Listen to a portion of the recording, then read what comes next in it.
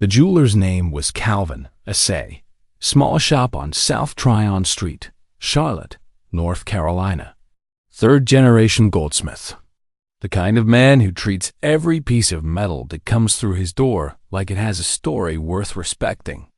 I handed him Vivian's ring across the glass counter on a Tuesday morning in March. Her wedding band. White gold. Simple, elegant. The same ring I placed on her finger at Mount Zion Aim on a Saturday in April of 1993. I wanted it resized to fit my pinky finger. I know that sounds like a small thing, maybe even strange to some people, but Vivian had been gone 14 months, and I needed something of hers close to me, something I could feel without having to open a drawer. Calvin held the ring under his loupe, turned it slowly, the way a man does when he's looking for something specific. Then he set it down on the black velvet pad and looked up at me with an expression I couldn't quite read. Not alarm, not pity. Something more careful than both of those. "Mr. Carter," he said, "before I do any work on this ring, there's something you need to see yourself. Now, what I'm about to tell you, it unfolds slow. Don't skip ahead. Every detail matters. And the end, I promise you, you won't see it coming. Before I tell you what Calvin showed me that morning, tell me something. Where are you right now? What city? And what time is it? Drop it in the comments. I want to know who's hearing this tonight. My name is Thomas Raymond Carter. I am 64 years old. I spent 31 years as a licensed architect, the last 19 of them running my own firm, Carter Drafting and Design, on East 7th Street here in Charlotte. We did commercial work mostly. Schools, medical offices, 2 community centers for Mecklenburg County. I built that business from a folding table in my living room and a $12,000 business loan from Mechanics and Farmers Bank in 1998. By the time I retired in 2021, the firm had 12 employees and a client list I was proud of. I live in a 4-bedroom Craftsman on Beatty's Ford Road in the historic West End neighborhood. Paid off in 2017. My daughter Camille lives 20 minutes away in Huntersville with her husband and my 2 grandchildren, Marcus and Nia. My son Darnell is in Atlanta, teaches urban planning at Georgia Tech. Good kids, both of them. Vivian and I did something right there. Vivian Louise Carter, nee Whitfield. We met at Johnson C. Smith University in 1989. She was studying accounting. I was finishing my architecture degree. She was the most precise woman I had ever met. Organized, methodical, honest to the bone. She kept our household accounts the way a surgeon keeps an operating room. Spotless. She volunteered at the church treasurer's office for 11 years. People trusted Vivian with their money because they knew she treated every dollar like it belonged to God Himself. She was diagnosed with ovarian cancer in February of 2022. Stage 3. She fought it for 17 months. I was with her every appointment, every infusion, every morning she couldn't get out of bed without help. When she passed in July of 2023, I held her hand. I told her she was the best thing that ever happened to me, and I meant it without reservation. 14 months of grief is a particular kind of quiet. Not the loud, fresh grief of the first weeks. It's the kind that settles into the furniture, into the smell of the kitchen on Sunday mornings, into the habit of reaching for a second coffee mug before you remember. That's where I was when I walked into Calvin's shop that Tuesday. Calvin set the ring under a different light. A small magnifying setup connected to a monitor behind the counter. He angled it toward the interior band, the part that rests against the skin. And there, embedded so precisely in the metal that you'd never see it without knowing what you were looking for, was a component no wedding ring should have. A GPS tracking module, thin as a grain of rice, custom fitted, soldered into the interior channel of the band with surgical precision. I've been in this business 32 years, Calvin said. I've seen diamonds swapped out. I've seen hallmarks filed off. I've seen rings with hidden compartments for everything from poison to microfilm. He paused. I've never seen one of these. I stood at that counter and I did not move for what felt like a full minute. Is it active? I asked. Yes, sir, he said. The signal is live. I drove home on I-277 and I don't remember a single traffic light. I parked in the driveway and sat in the car for 20 minutes with the engine off. The ring was in a small paper envelope Calvin had given me.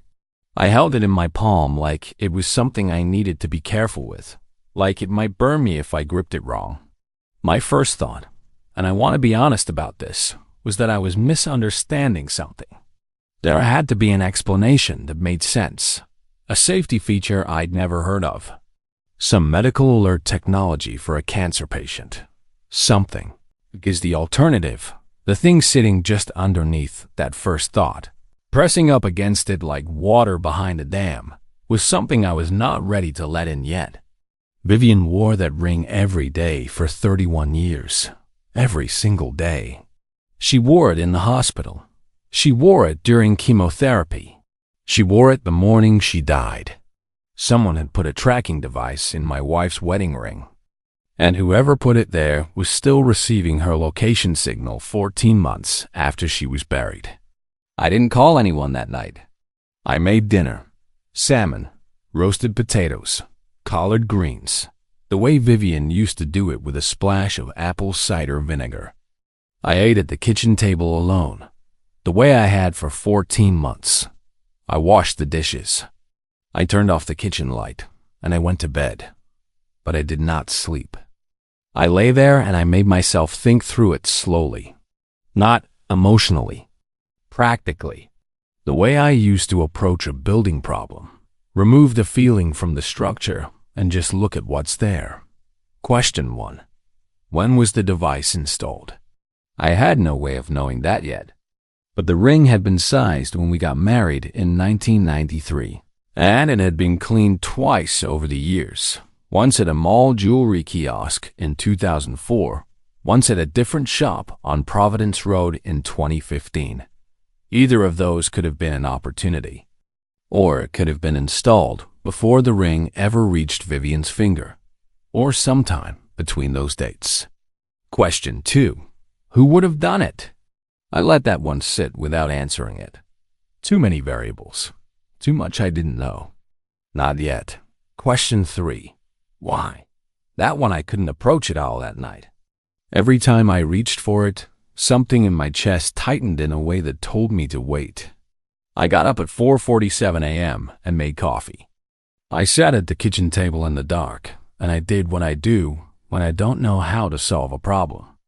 I wrote down what I knew, on a yellow legal pad, the way my father taught me. He was a man who believed that writing a thing down gave you authority over it. What I knew, the ring had a tracker. The tracker was active. Someone was monitoring the location. What I didn't know, everything else. I needed more before I let myself feel anything about it. The next morning, I called my oldest friend, a man named Gerald Everett Horn. We met as pledges in Alpha Phi Alpha at Smith in 1987. Gerald retired 2 years before I did. He'd spent 30 years as a forensic accountant for the U.S. Attorney's Office in the Western District of North Carolina. He's the kind of man who has spent his entire career looking at numbers that tell stories people hoped would stay hidden. He lives 12 minutes from my house, in a colonial revival on Beatty's Ford that he and his wife Lorraine have kept since 1995. I didn't tell him everything on the phone. I just said I needed to show him something. He said, "Come for breakfast." I brought the ring in the paper envelope. I laid it on Gerald's kitchen table between the coffee and the orange juice, and I told him what Calvin had found. Gerald picked up the envelope and looked inside without touching the ring. Put it back down. Looked at me across the table with that flat expression he gets when he's already 3 steps ahead of the conversation. "Have you activated it?" he asked. "Activated what?" "Whatever app or receiver that thing is reporting to." "The signal is going somewhere, Thomas. To a phone, a tablet, a laptop, something. Whoever set this up has a dashboard somewhere that has been showing them your wife's location for 31 years, or however long that device has been in there. He turned his coffee mug slowly. The question is whether that dashboard has been checked recently. I hadn't thought of that. I'd been thinking about the device as something passive. Gerald was already thinking about it as a conversation, a signal leaving and something receiving it. How do I find out where the signal is going? I asked. You need someone who does RF tracking, radio frequency. There are two ways. You hire a signal specialist, or you find a law enforcement contact who can run it quietly. He looked at me steadily. I have a contact. Gerald made a call while I sat at his kitchen table. He stepped into the hallway and kept his voice low. When he came back, he said his contact, a man named Specialist Dion Pritchard, formerly of the Army's Electronic Warfare Division, now doing private security consulting out of a shop on Wilkinson Boulevard, could see us that afternoon.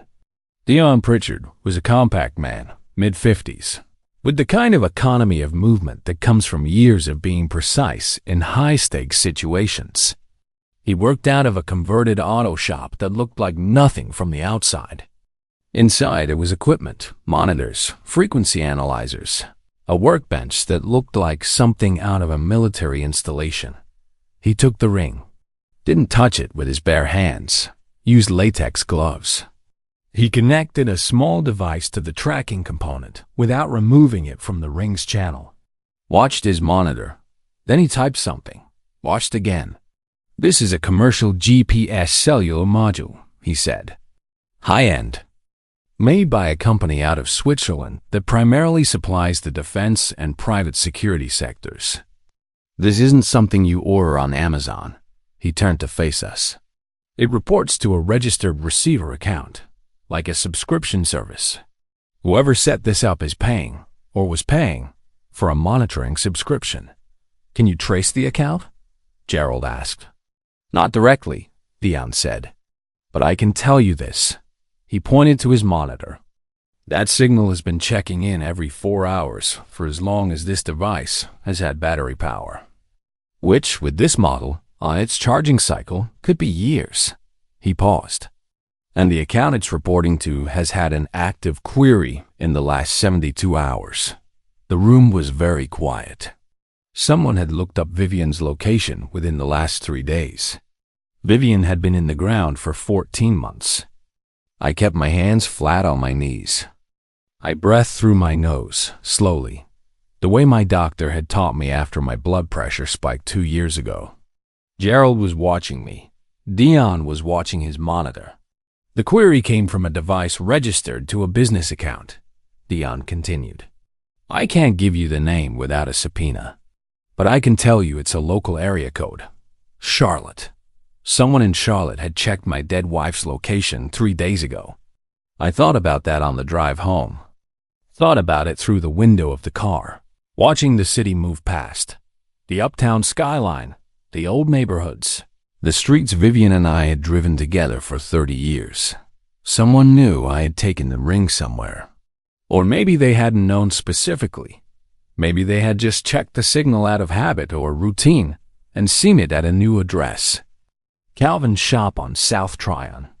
That thought made something clarify in me. Cold and clean, like a window wiped clear. Whoever this was, they now knew the ring had moved. They knew it was no longer at my house. The address it had been reporting for 14 months. They might have questions. They might make a move, or they might go quiet and wait. Either way, I could not let on that I knew. I went home. I cooked. I sat on my back porch as the sun went down, and I watched the dogwoods in the yard that Vivian had planted in 2007. The same yard. The same porch. And for the first time in 14 months, I sat there not with grief, but with something that felt like the first edge of purpose. Something was wrong. Something had been wrong for a long time, and I was the only one who was going to find out what. The next morning, I started with what I had, a Swiss GPS module, a local Charlotte business account, and 31 years of a marriage I thought I understood completely. I went back further than the ring.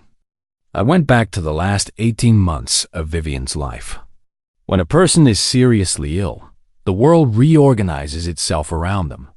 Other people step in, helpers, advisors, well-meaning friends. And sometimes, people who are neither well-meaning nor friends, people who recognize that a sick person is a vulnerable person, and that the people around them are distracted by love and fear and the daily weight of caregiving. I thought about who had been around us during Vivian's illness. Our pastor, Reverend Dwight Okafor at Mount Zion. He visited twice a month without fail. A good man. No reason to question him. Camille and Darnell, our children. Present, grieving, devoted. I would not let my mind go anywhere near them, and it didn't need to. The medical team at Atrium Health. Dr. Patricia Nguyen, Vivian's oncologist, who I trusted completely. And then there was Reginald Ashford Cook. Reginald had been our family's estate attorney since 2008. Vivian had found him through a referral from a woman at church. He was polished, well-spoken, operated out of a suite on Trade Street downtown. He'd handled our wills, the trust we set up for the grandchildren's education, the deed transfer when we refinanced in 2019. Standard work, competent, professional. But when Vivian got sick, Reginald became something more than our estate attorney. He became present.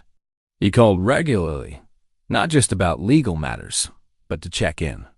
He stopped by the house twice with meals. He attended the repast after Vivian's funeral.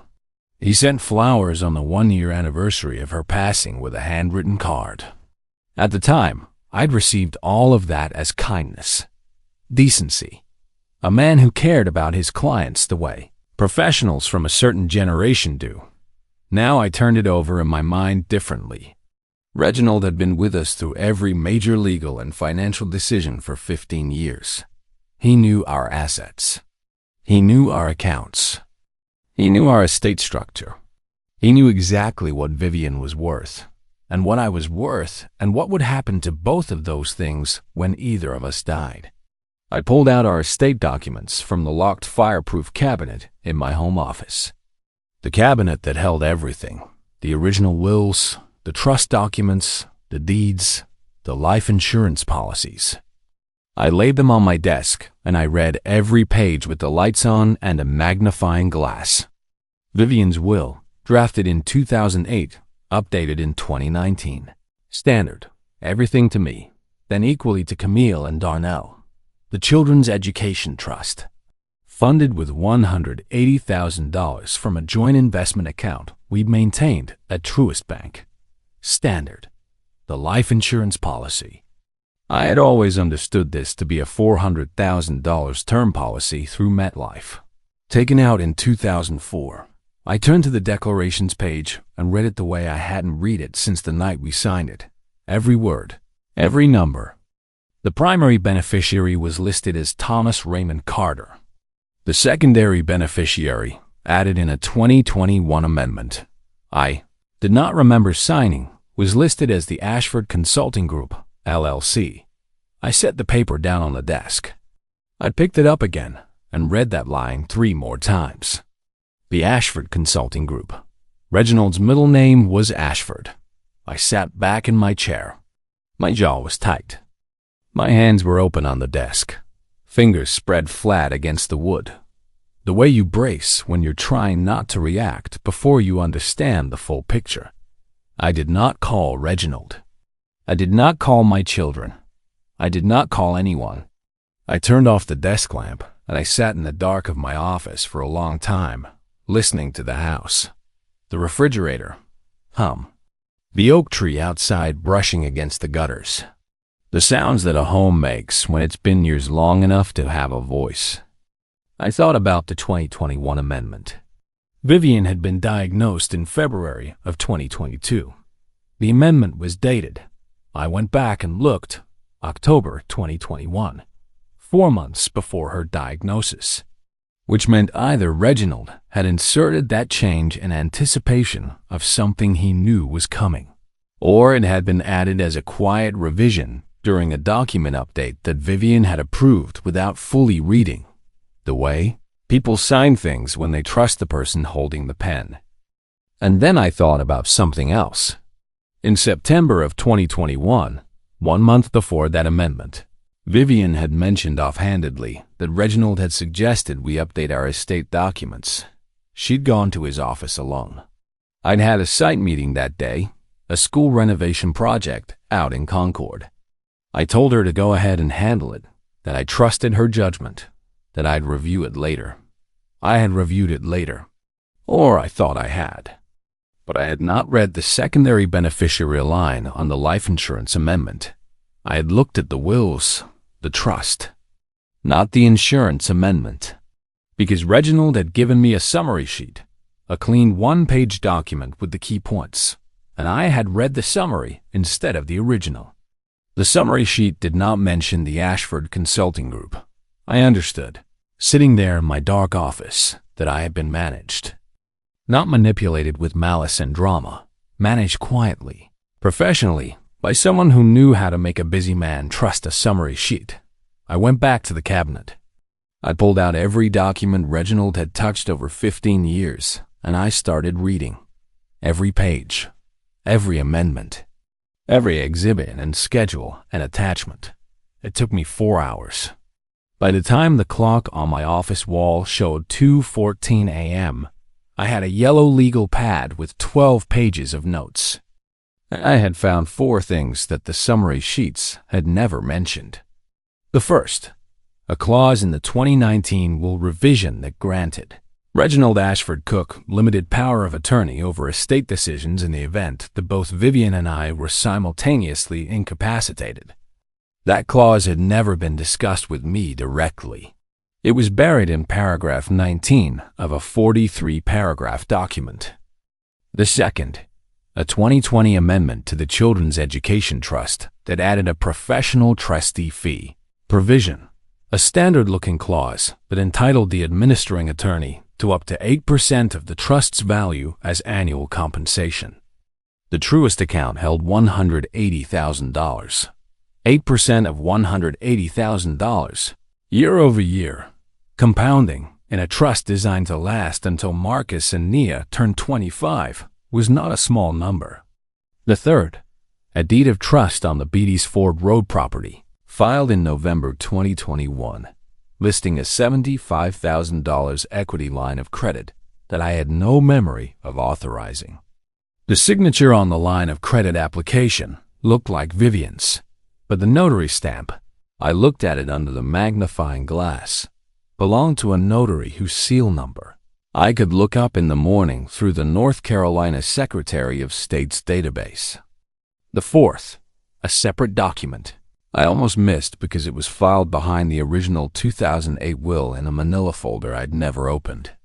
A consulting agreement between Vivian Louise Carter and the Ashford Consulting Group, LLC, dated March of 2022, 1 month after her cancer diagnosis, for estate management and asset transition services. The fee structure was percentage-based, against the total value of the estate. I closed the cabinet. I went to the kitchen and stood at the sink with the water running cold over my hands. I stood there for a while. The water ran and the kitchen was very quiet and the yard outside the window was dark. 31 years. Vivian had been my partner for 31 years. She was precise and honest, and she kept every dollar like it belonged to God. She would not have authorized all of this willingly. She could not have.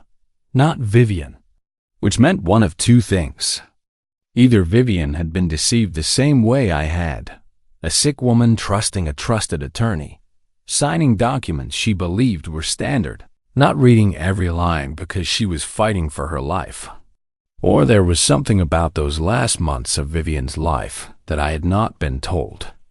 I was not ready to go to the second possibility yet. I would stay with the first one until the evidence made me move. I dried my hands on the kitchen towel and went back to my office. I sat down at my desk and I made a new page on the yellow legal pad. At the top, I wrote one name, Reginald Ashford Cook. Underneath it I wrote, "What do you actually know about this man?" The answer, I realized, was almost nothing. I knew what he had told me. I knew his trade street address and his firm name and his educational credentials as he had stated them. University of Virginia Law School, class of 1991. I knew the clients he had mentioned casually over the years, the civic boards he claimed to sit on, the reputation that preceded him through a church referral in 2008. I had never verified any of it independently, not once in 15 years. Gerald was at my door at 7 the next morning. I had called him at 6:15 and told him I needed him to come over, that I'd found something in the documents. He brought coffee in a thermos and a box of his wife Loren's biscuits, and he sat across from me at the kitchen table while I walked him through every page. Gerald did not interrupt. He did not react until I was finished. Then he poured a second cup of coffee, looked at the legal pad, and said, "Thomas, this man has been inside your life for 15 years. And none of this is accidental. I know that. A tracker in the ring," he stopped. Thought. Someone needed to know where Vivian was. Not just at home. Specifically. Continuously. For years. He met my eyes. Why would a man building a financial scheme need to track the location of his client's wife? I had been asking myself that same question since 4 a.m. Because she was the accountant, I said. Because if Vivian ever started looking closely at what he was doing to those documents, she would have found it immediately. She was trained. She had the eyes for it. I paused. The tracker wasn't about controlling her. It was about knowing where she was at all times, so he knew when she was at the bank, when she was at the accountant's office, when she might be asking questions somewhere he couldn't monitor. Gerald was quiet for a long moment. Or, he said carefully, he needed to know when she wasn't home. It sat between us like something heavy. Before I take this any further, I said, I need to know who this man really is. Gerald nodded. I'll make some calls. He called a former colleague from the U.S. Attorney's Office, a woman named Supervisory Agent Felicia Drummond, now with the FBI's Financial Crimes Unit out of the Charlotte Field office on Woodland Road. Not officially, just a conversation between old colleagues.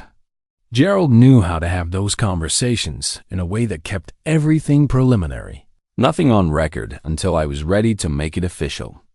What Felicia told Gerald, and what Gerald told me that same evening, sitting on my back porch with the sun going down behind the dogwoods, was that the name.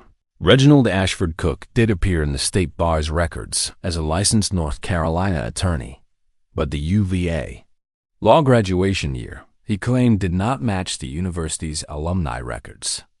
And the Ashford Consulting Group, LLC, had been registered and dissolved twice before in 2 different states, once in Virginia in 2014, once in South Carolina in 2017, each time after complaints were filed and before investigations could be completed.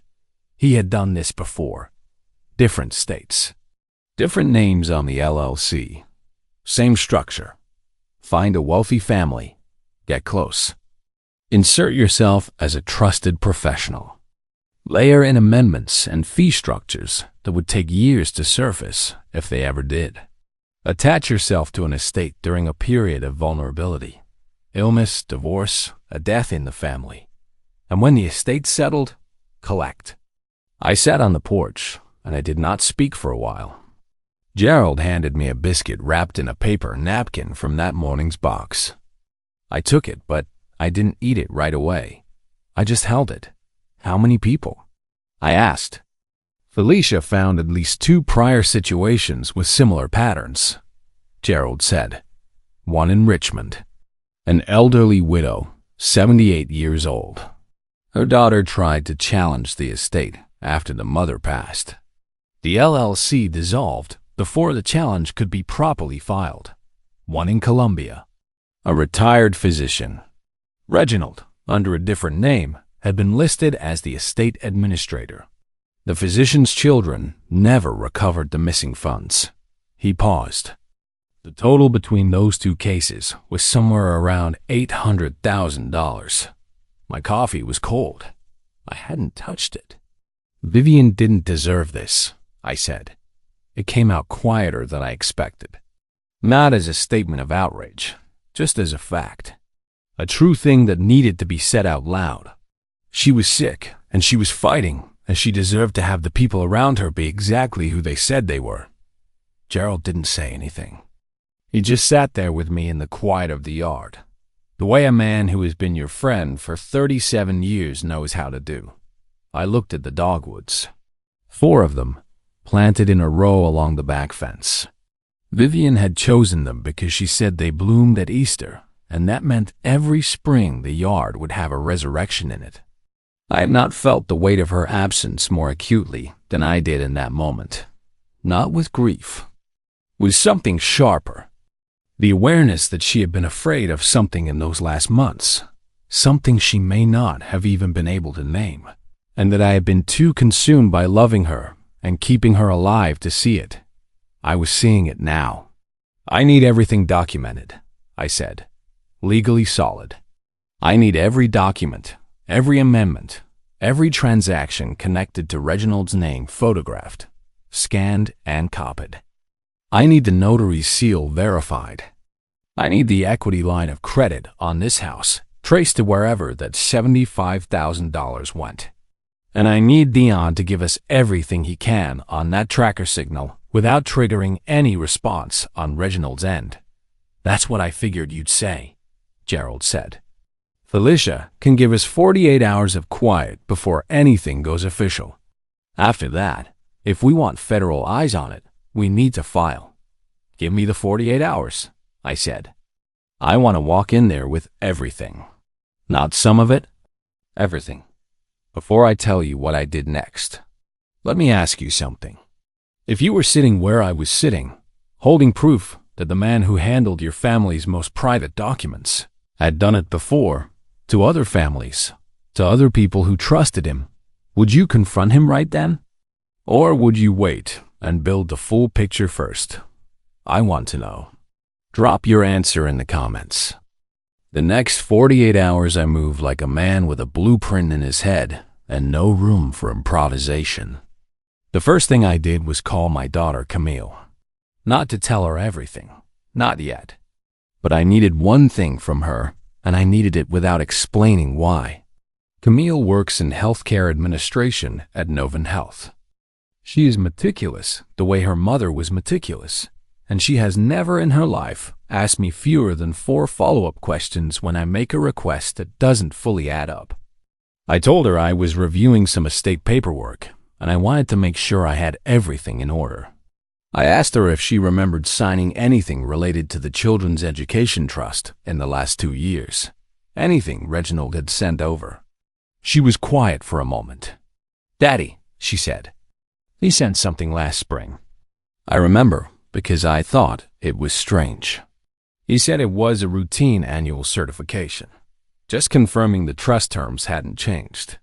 "Did you sign it?" I did. It was 2 pages. Marcus was running a fever that day, and I was trying to get him to the pediatrician, and Reginald said it was just standard maintenance.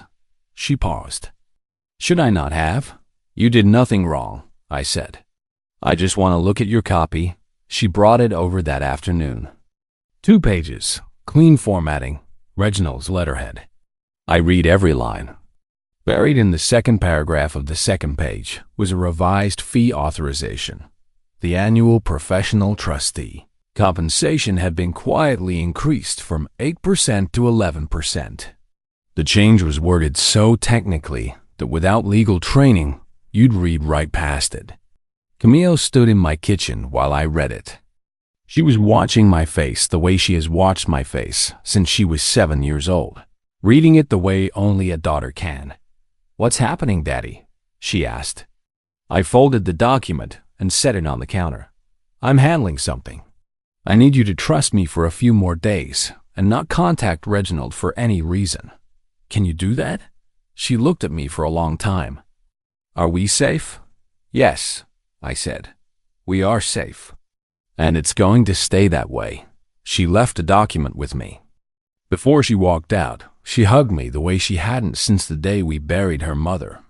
Both arms, no space between us. The kind of embrace that means I see you, not I feel sorry for you. I held on for a moment longer than I normally would. Then I let her go. The notary seal on the equity line of credit was my next target.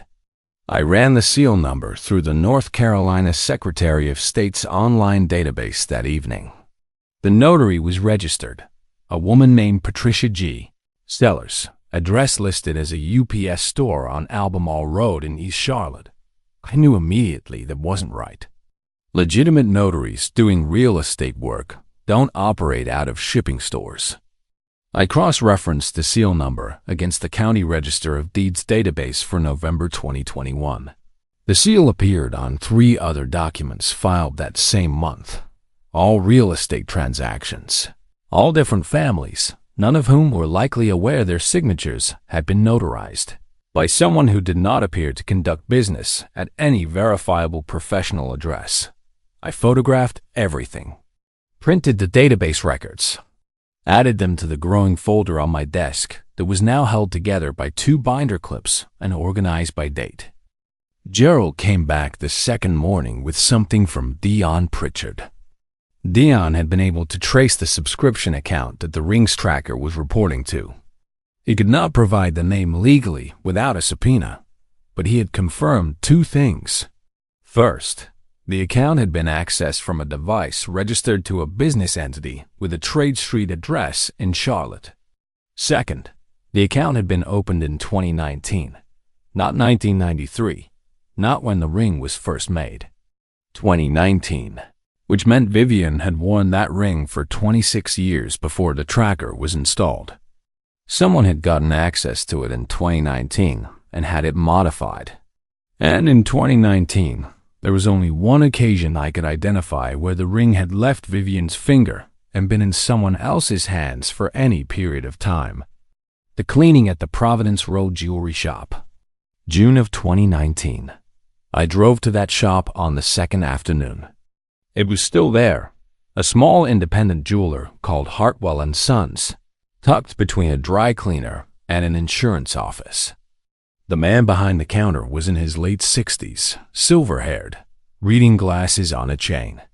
I told him I'd been a customer years back, that my late wife had brought in her wedding band for cleaning in June of 2019. He pulled up his records on an ancient desktop computer, the kind that sounds like a small airplane when it boots up. He found the ticket. The ring had been left for 2 days. Standard turnaround for a deep cleaning and polish. I asked if there was any record of who had picked it up. He showed me the ticket. Pickup was signed for by a name I recognized. Not Vivian's name. Not my name. Reginald Ashford Cook. The receipt showed Vivian had dropped the ring off. The pickup signature was his. Vivian must have been too tired to go back. She and Reginald had a meeting around that time, I remembered now, to discuss the trust documentation update. She had likely asked him to collect it as a convenience. He had held that ring for at least a day before returning it. Long enough. I sat in the parking lot of Hartwell & Sons for a few minutes. Not because I needed to. Just because the pieces were connecting now in a way that had its own weight, and I needed to let them settle before I moved again. In 2019, Reginald had taken possession of Vivian's ring. He'd had a tracker installed. Precision work, professional-grade equipment, not something done at a mall kiosk. Then he'd returned it. And for the next 4 years, until Vivian died, and I put that ring in a drawer on Beatty's Ford Road, he had known where she was every 4 hours of every day. I thought about why again. Gerald's question from the porch. Not about control. Not about surveillance in the way you'd think of a jealous or possessive person monitoring someone. This was operational. He needed to know when Vivian was at her bank, when she was at our accountant's office, when she was meeting with anyone who might look at the documents he had been quietly reshaping for years. And there was one other reason that I had been holding at a distance for 2 days, turning it over at the edges without looking directly at it. Vivian's cancer. Stage 3 ovarian cancer, diagnosed February 2022. She had been healthy, not perfectly healthy. She had high blood pressure and managed it well, but healthy until then. The oncologist had called it late detected, which is common with ovarian cancer, one of the cruelest aspects of the disease. But Vivian had been diligent about her health. Annual physicals, blood work every 6 months. She was precise about her body the way she was precise about everything. I had accepted the diagnosis as the terrible randomness that cancer often is. I had not questioned it.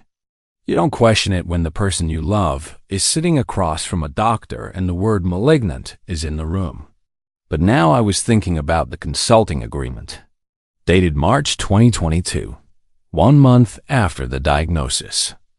An agreement for estate management and asset transition services, with a percentage-based fee against the total estate value.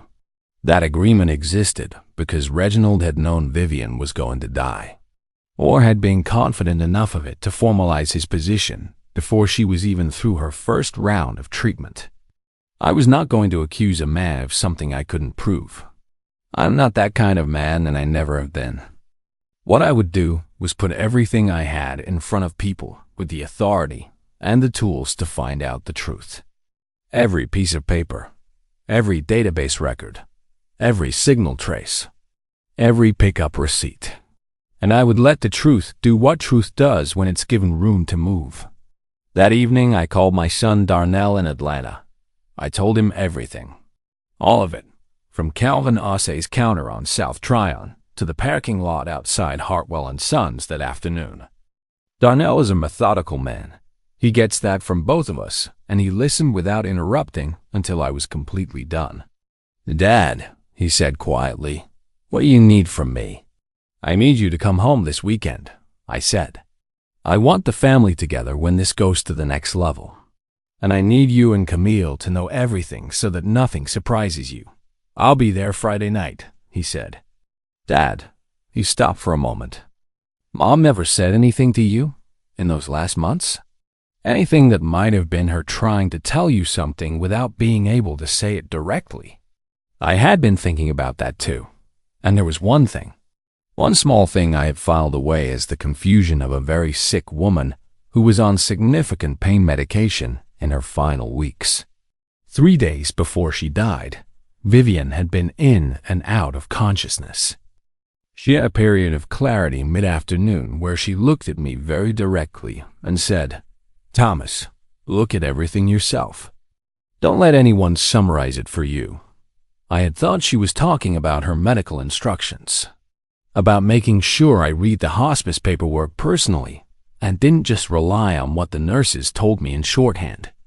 I understood it differently now. "Yes," I told Darnell. "She did. She tried to tell me." The line was quiet for a moment.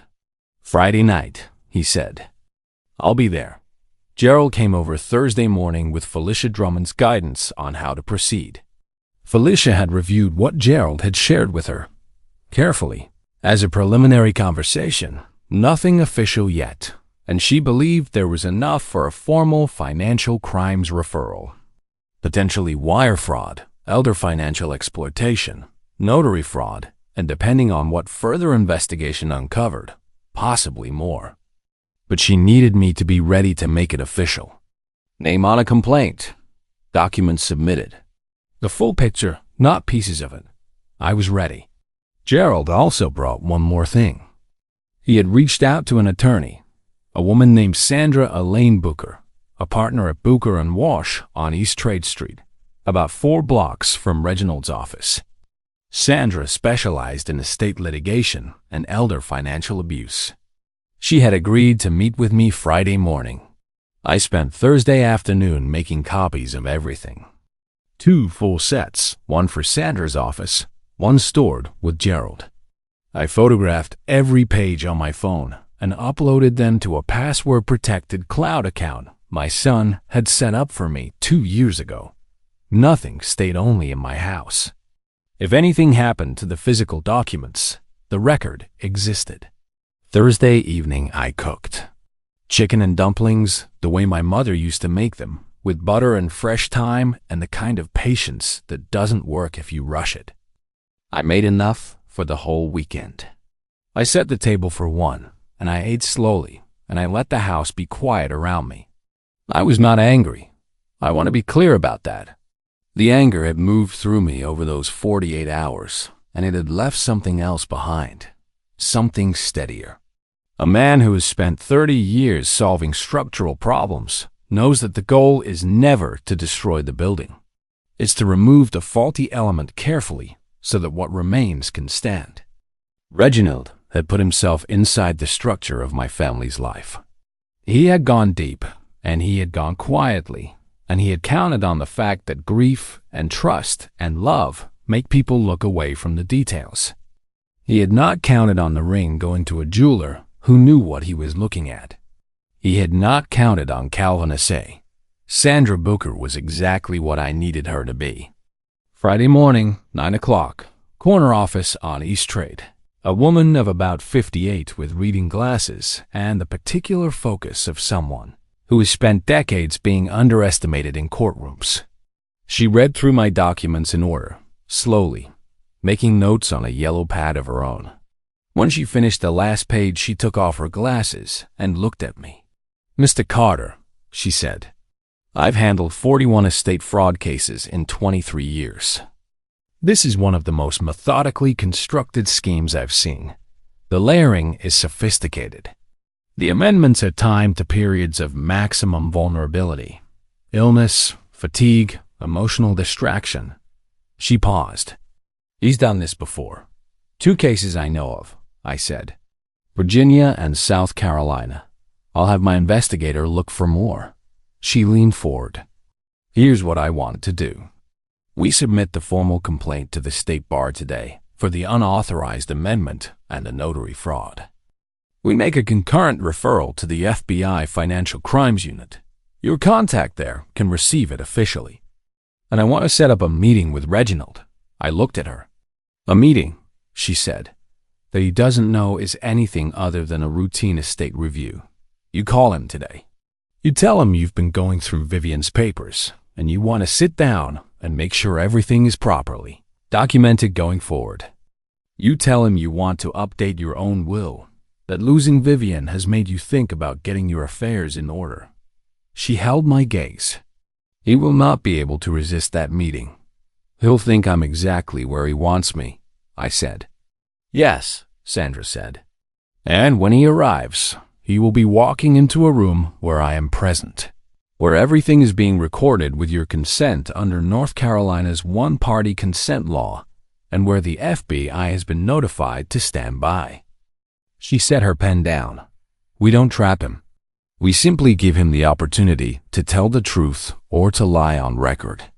In my experience, men like this always choose to lie one more time. And that lie becomes the bow on the package."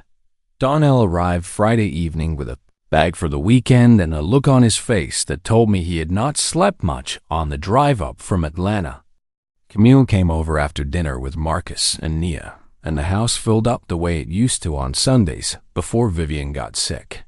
The kids ran through the hallway, and Marcus wanted to show me something on his tablet, and Nia climbed into my lap at the kitchen table the way she has done since she was old enough to climb.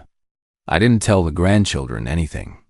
I just held them and let Camille and Darnell sit at the kitchen table with me after the kids fell asleep on the couch. And I walked them through the full picture one more time. Everything I'd found. Everything Sandra had advised what Monday was going to look like. Camille had tears in her eyes by the time I finished, not from fear. From the specific grief of a daughter who understood that her mother had spent her final months in proximity to someone who saw her illness as an opportunity. Darnell sat with his hands around his coffee mug, jaw tight, looking at the table. He is the quieter of my 2 children. He does not speak until he is certain of what he means to say. "Dad," he said finally, "you handled this right." "Every step. I handled it the way your grandfather taught me," I said. "Write it down. Know what you know. Don't move until you're ready to move completely." Camille wiped her eyes and looked at me with her mother's expression. That steady, clear-eyed look that Vivian used to give me when something important needed to be said without drama. "She'd be proud of you," she said. I didn't answer that. I just poured another round of coffee, and we stayed at that table until nearly midnight. The three of us, the way a family does when the ground has shifted and they're finding their footing together. I called Reginald Saturday morning. Normal voice. Nothing different. "Reginald, it's Thomas Carter. I've been going through some things, and I think it's time I sat down with you and made sure my own affairs are completely current. Losing Vivian has made me realize I've let some things drift. Would you have time next week to meet?" His voice warmed immediately. "Thomas, of course. Absolutely. This is exactly the right time to do this. How does Monday afternoon work? Say, 2 o'clock? 2 o'clock is fine," I said. "Your office on Trade Street? That's perfect," he said. "I'll have everything pulled." I'm sure he would. Sandra had chosen to hold the meeting at my office instead, Carter Drafting and Design, which I still maintained on East 7th Street as a consulting space, even in retirement. It was my territory, not his, and it gave us control of the room. When I called Reginald back Sunday morning and suggested my office instead, citing that I had the files there, he adjusted without hesitation. Men who believe they have already won are accommodating about small details. Sandra arrived at my office Monday at noon. She set up her recording equipment, a small device, completely legal under North Carolina statute, placed openly on the conference table, and reviewed the documents one final time. Felicia Drummond had been formally notified. 2 agents from the Charlotte FBI field office were in a car on East 7th Street. Sandra's investigator had spent the weekend and had found a third prior case, a retired school principal in Raleigh, 2011, under a different business name, a different state of incorporation, the same architecture of fraud. 3 families before mine. At 1:45, I made a pot of coffee in the small kitchen off the conference room. I poured 2 cups and set them on the table. I straightened the folders in front of me, the documents Sandra and I had selected specifically for this meeting, arranged in the order we had agreed upon. I put on my jacket, looked in the small mirror by the door, 64 years old, grayer than I was a year ago, a little more tired around the eyes, but standing straight. Reginald arrived at 2 o'clock exactly. He was dressed the way he always dressed. Navy suit, pocket square, the kind of effortless presentation that says I belong in any room I enter. He shook my hand warmly, asked how I was holding up, said it was good to see me getting back to business. We sat down. He reached for the coffee. I waited. "So," he said, settling back with the ease of a man who had done this many times, "you mentioned you want to get everything current. That's smart, Thomas. Really smart. A lot of people in your position wait too long after a loss, and things get complicated. I've been reading through some documents," I said. "Good," he said. "That's the right thing to do. Reginald." I set my hands flat on the table. "Tell me about the Ashford Consulting Group." The coffee cup paused just slightly on its way to his mouth, a fraction of a second. If I hadn't been watching for it, I would have missed it. "My consulting practice," he said easily. "I set it up as a separate entity for certain types of estate management work.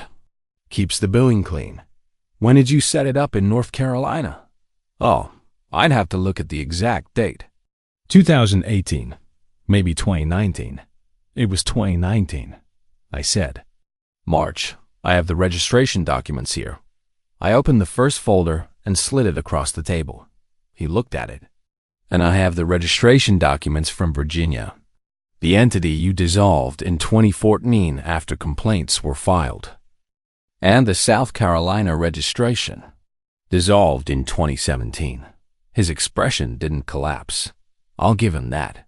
He was good. The warmth just receded, like a tide pulling back from the shore, leaving the ground underneath visible for the first time. "Thomas, Those were different business situations and I have the secondary beneficiary designation on Vivian's life insurance policy, I said. The one you added in October 2021, naming your LLC as the secondary beneficiary, without my knowledge or consent. I slid the second folder across. I have the amendment to the Children's Education Trust. I have the power of attorney clause in the 2019 will that was never discussed with me. I have the deed of trust on my property from November 2021, the $75,000 equity line of credit. And I have the notary certification number for the fraudulent seal used on that document. He was very still now. The coffee sat untouched in front of him. I also have the consulting agreement you had Vivian sign in March of 2022, 1 month after her cancer diagnosis. My voice was steady, quiet. A percentage-based agreement for asset transition services against the full value of our estate. Something moved across his face. Not remorse. Calculation. He was still looking for the angle. Thomas, I understand how this looks from where you're sitting, but there are legal explanations for every one of these instruments. The trust fee structure is standard in estate management. The power of attorney provision is a protective measure that many attorneys include as a matter of the ring, I said. He stopped. My wife's wedding ring. White gold band. You picked it up from Hartwell & Sons on Providence Road in June of 2019. She'd left it for cleaning. You collected it on her behalf. I held his gaze. And sometime between when you collected it and when you returned it, you had a GPS tracking module installed in the interior channel. Commercial grade. Swiss manufacturer. Subscription-based monitoring account registered to a Trade Street business address. I paused. The account was accessed 72 hours before I took that ring to a jeweler for resizing. 14 months after Vivian was buried. Reginald Ashford Cook looked at me across that conference table, and the mask was gone. Not dramatically.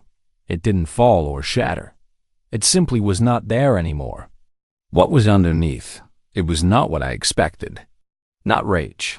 Not fear, exactly. Something more hollow than either of those things. He looked at a man who had finally been fully seen. I want an attorney, he said. That's your right, Sandra said from the chair to my left, the chair he had apparently not noticed until this moment. She reached forward and pressed the stop button on the recording device. Everything said in this room from 2 p.m. forward has been recorded with Mr. Carter's consent, which is legally sufficient under North Carolina General Statute 15887. Federal agents are currently outside this building. You're welcome to call your attorney before anyone comes through that door. He called. The agents came in 20 minutes later. I did not watch him be taken out. I went to the small kitchen off the conference room and I poured out the cold coffee and I washed both cups in the sink. My hands were steady. The water was warm. Outside the window on East 7th Street, the city moved the way it always does, unhurried, indifferent to any one man's particular reckoning. What would you have done if you were sitting in that chair, looking at a man who had spent 15 years studying your life, your trust, your family's most private moments, holding every piece of proof that he had used every one of those things against you? What would you have said to him first? The federal investigation moved the way federal investigations move, slowly, then all at once. The Ashford Consulting Group was dissolved by court order within 30 days. The fraudulent amendments to the estate documents were voided. The equity line of credit on the Beatty's Ford Road property was invalidated. The $75,000 traced to a personal account Reginald maintained in his own name at a bank in South Carolina. Sandra filed the civil recovery actions simultaneously. In Raleigh, the family of the retired school principal, a woman named Ernestine Ford, who had passed in 2013, was contacted. Her daughter had spent years trying to understand why her mother's estate had come out smaller than expected. She now had answers. In Richmond, A man named Walter Givens, 71 years old, learned that the attorney who had managed his late mother's estate had been identified and charged. He called Sandra's office and cried on the phone with her paralegal for 20 minutes. I did not follow Reginald's legal proceedings closely. I read the initial filings, confirmed that everything Sandra needed from me was submitted, and then I stepped back. It was not my business anymore. It had been my business to find the truth and put it in front of people with the authority to act on it. That part was done. The life insurance policy paid out correctly, with the fraudulent secondary beneficiary removed. The trust for Marcus and Nia was restructured under Sandra's supervision, with proper fee terms and a co-trustee, Camille, named alongside a certified institutional trustee at Truist. What Reginald had quietly accumulated from the trust over 3 years of fee skimming was calculated and added to the recovery claim. I never knew if Vivian had understood, at the end, what Reginald had been doing. I thought about that for a long time. The signed consulting agreement, whether she had read it clearly or signed it in the fog of illness and trust and the terrible logistics of dying, I will never know for certain. What I do know is what she said to me 3 days before she left. Read everything yourself. Don't let anyone summarize it for you. She knew something was wrong. Even at the end, her precision was intact. She was trying to protect me the only way she had left, with a sentence she hoped I would eventually understand. By the time the first cold snap came in November, and I raked the leaves from under the dogwoods along the back fence, the house felt different. Not lighter exactly. Quieter, in a way that was clean rather than empty. The grief was still there.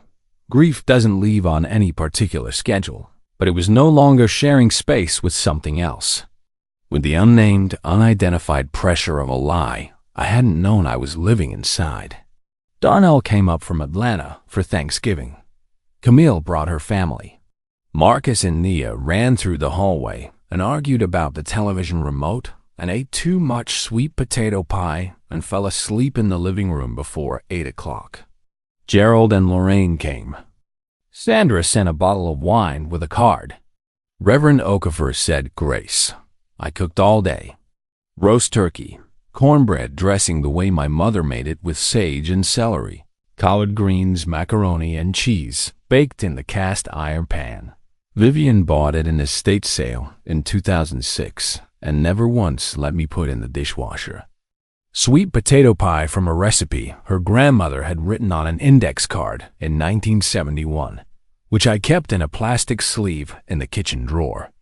After dinner, after the dishes, after the grandchildren were asleep, and Darnell and Camille had gone to their respective corners of the house, I went to my back porch. The November air was cold enough to require a jacket. I had a cup of decaf, and I sat in the wooden chair that has been in that spot since 2003, and I looked at the dogwoods. Bare now, their branches clean and particular against the dark sky. I thought about the ring. Sandra had asked if I wanted it returned after it was processed as evidence. I'd thought about it for a few days before I answered. I said no, not because I didn't love Vivian, not because what that ring had meant between us had been changed by what someone else put inside it, but because the ring I wanted to remember was not an object. It was the version I carried in 31 years of a life built with another person, in arguments about the thermostat and Sunday drives to Lake Norman and the night Marcus was born, and we drove to the hospital at 2 a.m. with Camille screaming in the back seat, and Vivian telling me to stay in the correct lane. That ring doesn't need a drawer to live in. I sat on the porch until my coffee was gone, and the November cold finally convinced me to go inside. The house was full of the sounds of sleeping people, my son, my daughter, my grandchildren. The refrigerator hum. The oak tree brushing the gutters. The same sounds as always. Just the sounds they were supposed to be. Have you ever felt something was wrong, and everyone told you it wasn't? Have you ever trusted someone so completely that you stopped checking? I'm not asking that to make you feel foolish. I'm asking because I was there too. 64 years old. 31 years married. A man who designed buildings for a living, who knew down to the millimeter where every support beam was supposed to go. And I had not seen what was happening inside my own home. The difference between me and the families who didn't recover what was taken from them was one conversation. Calvin Assay, on a Tuesday morning in March, who looked at a wedding ring under a loupe and said, "Sir, before I do any work on this, there's something you need to see yourself." Pay attention to the people who say that. The ones who stop when they see something wrong and choose to tell you instead of letting it pass. Those people are rare, and they matter more than we usually say. If this story meant something to you, subscribe and stay close. I'm here every week with another one. And if you've ever trusted someone and later had to ask yourself how deep that trust really went, tell me about it in the comments. I want to hear from you.